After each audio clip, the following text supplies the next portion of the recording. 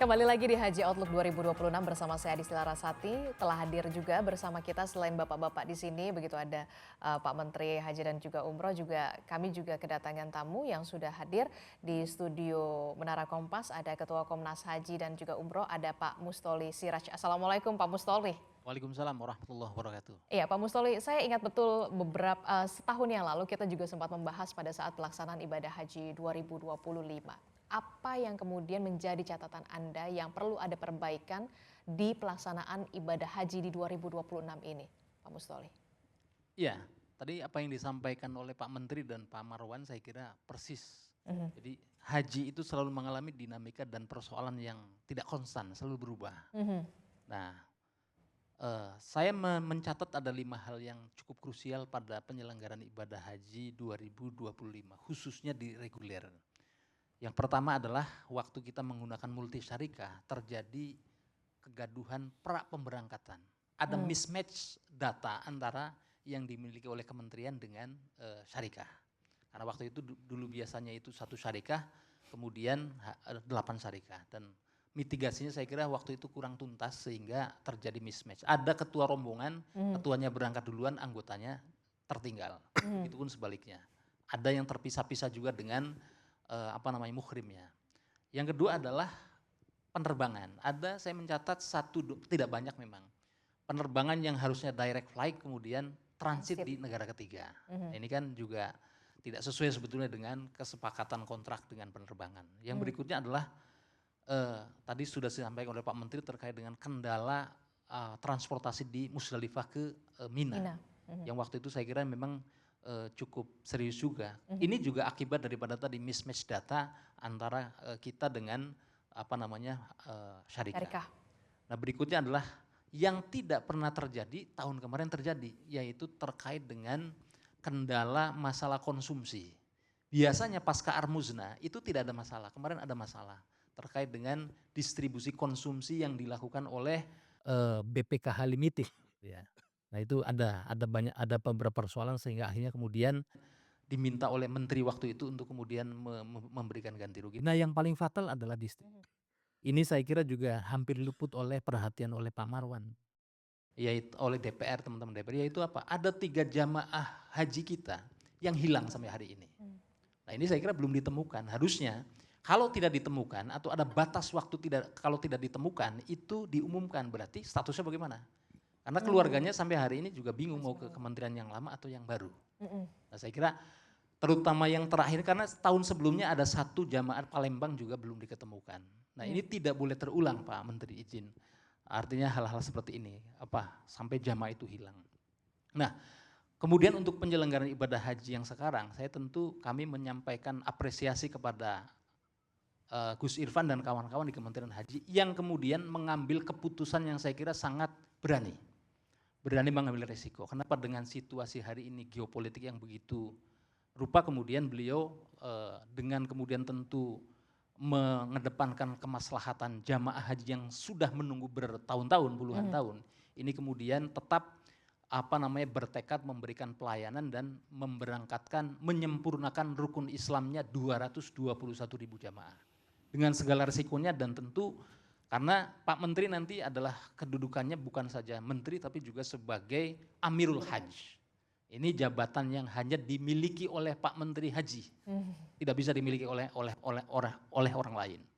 Tetapi bersamaan itu juga, kalau kita lihat misalnya pasal 110 huruf A, itu dinyatakan bahwa seluruh tanggung jawab daripada keselamatan para jamaah juga dibebankan kepada Amirul Hajj. Jadi saya kira ini perlu koordinasi dengan semua pihak. Saya mendorong tentu bagaimana kemudian sampai dengan nanti penyelenggaraan ibadah haji dengan kondisi geopolitik yang masih naik turun dan cenderung kalau kita lihat media sosial semakin ekstrim begitu ya.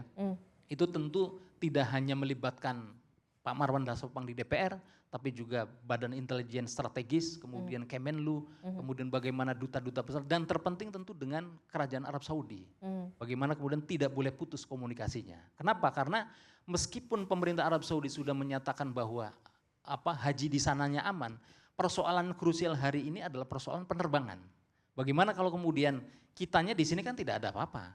Saudi juga barangkali menyatakan bahwa aman, tapi antar negara antara Jakarta dengan Jeddah atau Jakarta dengan Madinah itu bisa jadi ada yang ditutup apa namanya bandaranya atau ruang udaranya. Nah tentu kita tetap optimis, Oke. mudah-mudahan di tengah-tengah dalam penyelenggaraan haji ini kemudian bisa ada gencatan senjata atau damai atau apapun lah yang kemudian bisa Baik. melegakan sedikit lah ketegangan-ketegangan yang tentu membayangi kita semua begitu ya. Oke, itu tadi beberapa catatan dan juga masukan serta saran dari Pak Mustoli. Saya bergeser ke Pak Kiai Haji Soleh Sofyan yang kita tahu merupakan salah satu pendamping haji yang akan berangkat dan kemudian mendampingi para jemaah haji tahun ini. Assalamualaikum Pak Kiai. Assalamualaikum warahmatullahi wabarakatuh. Ya Pak Kiai, dalam pandangan Pak Kiai, bagaimana persiapan dan juga kesiapan pemerintah dalam penyelenggaraan ibadah haji tahun ini dan bagaimana pula masukan dan juga saran untuk Kementerian Haji dan juga Umroh dalam pelaksanaan ibadah haji di situasi geopolitik saat ini? Ya, untuk pelaksanaan di tahun 2026 mungkin kami belum bisa untuk komentar ya. Tapi dengan harapan kalau hari ini kementeriannya khusus menangani tentang haji, kami berpikir mudah-mudahan akan lebih fokus, lebih konsentrasi menangani pelayanan haji. Yang perlu kita pikirkan sejatinya, kalau tadi Pak Marwan bilang bahwa masalahnya itu beda-beda setiap tahun. Kalau kami dari si jamaah, hampir setiap tahun selalu masalahnya itu-itu aja. Gak pernah jauh dari sisi akomodasi, makan, kemudian toiletnya dan yang lain-lainnya. Kemudian masalah yang kedua adalah tentang SDM dari jamaah, SDM dari petugas itu sendiri. Yang kemudian yang ketiga adalah masalah tentang kesehatan. Kita nggak bisa bayangkan bahwa begini, kalau saya kan bicara dari bawah dulu lah, tentang problem jamaah yang ada di kita ini. Bagaimana jadinya kalau seorang jamaah yang harus menunggu koper 2-3 hari nggak ketemu. Padahal koper pun ada di situ. Penanganan tentang apa tuh bagaimana. Yang kedua, kalau tadi ada harapan nanti toilet ditambah. Ini kan kebutuhan yang mendasar. Jamaah harus menunggu untuk hanya sekedar buang air kecil saja. Itu 3 jam. Dia harus antri dari mulai jam 3:30 lalu kemudian bisa masuk ke toilet dari sampai 4:30. Belum kebiasaan klasik ibu-ibu itu kadang-kadang kalau sudah nggak tahan dengan toilet dengan pipisnya ribut luar biasa. Belum lagi problem nanti meleduk itu toiletnya. Ini Pak Firman hafal lah. Ini dan ini hal-hal ini klasik bukannya di reguler saja Pak Amirul Hajj. Juga di haji khusus juga terjadi.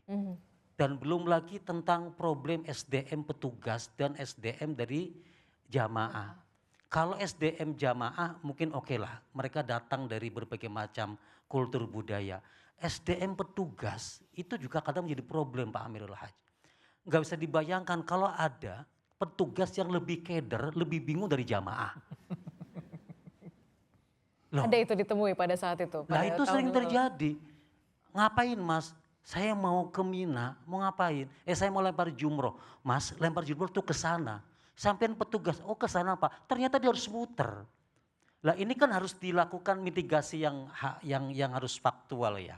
Bahwa problem-problem dasar tentang jamaah dari mulai akomodasinya sampai kemudian SDM-nya sampai kemudian kesehatannya diperhatikan dengan baik.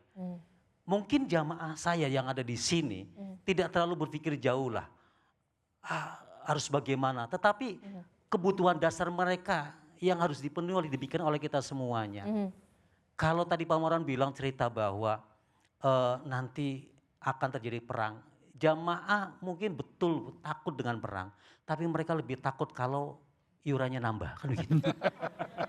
Jadi mohon maaf, tolong perjuangkan kami dengan kondisi seperti ini jangan sampai iuran haji nambah kan begitu ya. Nah, oke, langsung saja saya minta jawabannya dari Gus Irfan. Gus Irfan, bagaimana menanggapi soal saran dan juga masukan juga dari Pak Mustoli dan juga Pak Kiai Haji Soleh ini? Seperti apa? Soal persoalan yang mendasar sebenarnya.